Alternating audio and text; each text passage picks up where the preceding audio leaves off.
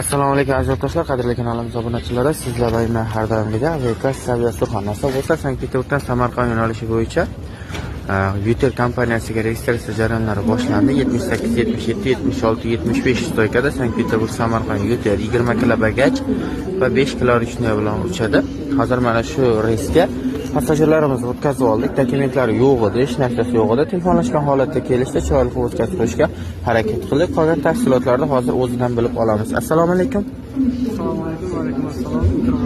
Katta rahmat. Aviasur qonunchilariga omad tilaymiz. Biletlar ishonchli, bemalol telefon qilsalaringiz, o'zlari dokumentlaringiz yo'q edi, registratsiyadan o'tkazib qo'yishdi. Ishonchli, bir so'm to'lamaydi o'tkazib qo'ygani uchun hamma ishlari chotki.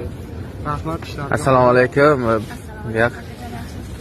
Qayerda? Hamma joydami? Taassurotlar qanday? Hammasi joyida, sizlarga rahmat. Dokumentlar qanday edi? Takliflar Yo'q edi. Xo'jayiningiz bilan birga keldingiz-a? Telefonlashgan holatda kelishdi, jiyan